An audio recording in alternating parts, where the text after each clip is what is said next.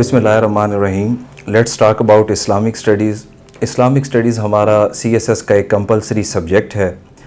Even کہ ایسپیرنٹس کو بھی پتہ ہے کہ انگلش ایسے کے بعد ہمارا جو 99% فیلئر ریشو ہے وہ اسلامک اسٹڈیز میں ہے. تو ہم ذرا اسلامک اسٹڈیز کا سب سے پہلے ایک سلیبس کا اوور ویو دیکھ لیتے ہیں کہ ہم نے اس میں پڑھنا کیا کیا ہوتا ہے. پھر ہم ذرا تھوڑا سا ڈسکس کریں گے کازز آف فیلئر کہ دیکھیں نا، آخر ہم لوگ بچپن سے جو ہے وہ اسلامک اسٹڈیز پڑھتے آ رہے ہیں. آپ لوگوں نے یونیورسٹی لیول تک اسے پڑھا ہے، O levels, A levels, graduation تک ہم اسے کمپلسری سبجیکٹ کے طور پہ پڑھتے ہیں.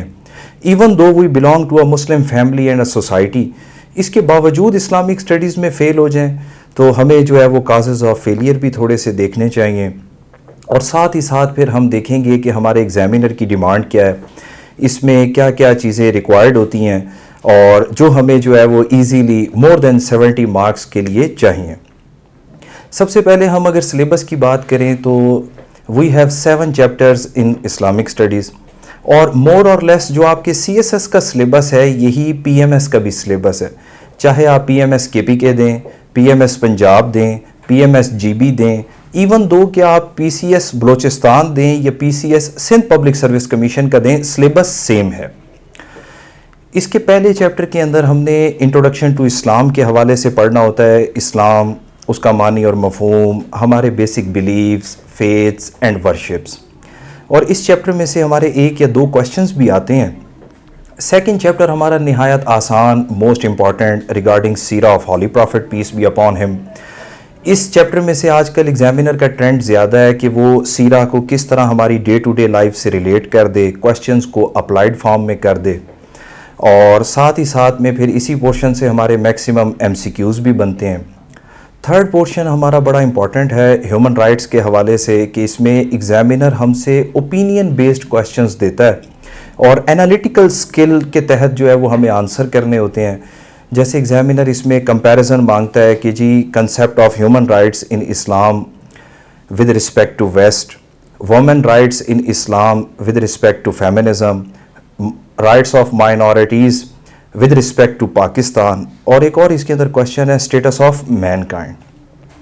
اس کے بعد ہمارا چوتھا چیپٹر ہے regarding Islamic culture and civilization, جس میں ہم دیکھتے ہیں کہ اسلامک کلچر کن کن کمپوننٹس کے ذریعے بنا ہے، پرسنالٹی ڈیولپمنٹ کیسے ہوتی ہے.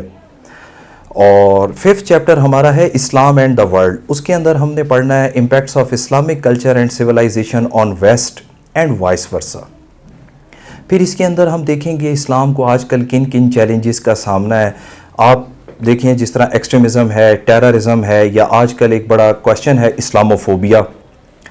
چھٹا چیپٹر ہمارا ہے پبلک ایڈمنسٹریشن اور گڈ گورننس کے حوالے سے بار بار بات کی جاتی ہے ویلفیئر اسٹیٹ، ریاست مدینہ کا ویلفیئر ماڈل. تو ہم دیکھیں گے کہ آج بھی ہم اس کو کیسے جو ہے وہ امپلیمنٹ کرا سکتے ہیں، کس طرح سے مدینہ کی طرز پر فلاحی ریاست کا قیام ممکن ہے.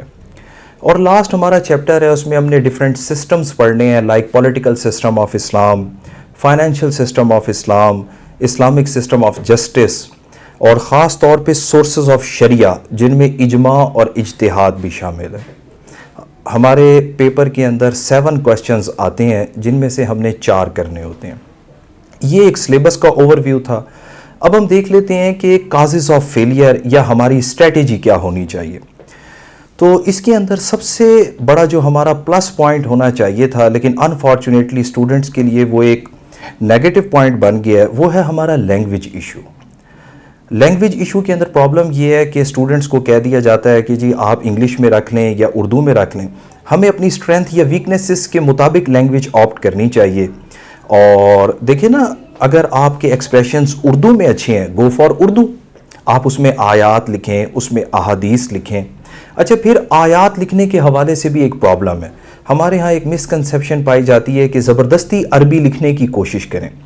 بھئی اگر آپ صحیح عربی لکھ سکتے ہیں ویل اینڈ گڈ. آپ اعراب کے بغیر لکھنا چاہتے ہیں، اعراب کے بغیر لکھ لیں، اور لیکن ٹرانسلیشن اس کی لازمی لکھیں. اس کے بعد پھر ہمارا ایگزامینر کہتا ہے کہ آپ ویریس اسکالرس کے ریفرنسز کوٹ کریں.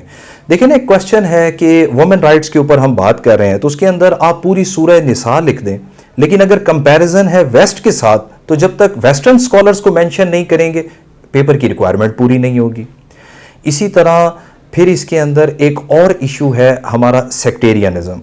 اسٹوڈنٹس ہوتے ہیں آبویسلی ایموشنل بائسنس بھی ہوتی ہے, ریلیجیس سینٹیمنٹس بھی ہوتے ہیں, تو آپ کا جو بھی اسکول آف تھاٹ ہے, جو بھی آپ کی سوچ ہے, جو بھی آپ کی اپروچ ہے وہ بیسٹ ہے, لیکن اس کو پیپر میں پریزنٹ کرنے کی ضرورت نہیں ہے.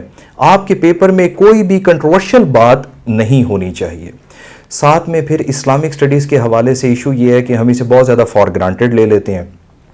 اس کے سٹارٹ کرنے کا پراپر ایک انٹروڈکٹری پیراگراف ہونا چاہیے, مین باڈی ہونی چاہیے, اس کی فردر سب ہیڈنگز ہونی چاہیے.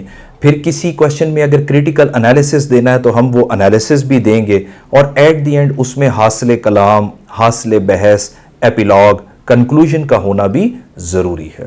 اگر ہم اسلامک سٹڈیز میں ریسورسز کی بات کریں کہ ہمیں کیا اسٹریٹجی اپنانی چاہیے اور کہاں کہاں سے ہمیں یہ سبجیکٹ پریپیئر کرنا چاہیے, تو دیکھیں سب سے پہلے تو ہمیں ایف پی ایس سی کی ریکمینڈڈ بکس کو ہی دیکھنا چاہیے جو انہوں نے ہمیں ریکمینڈ کی ہیں.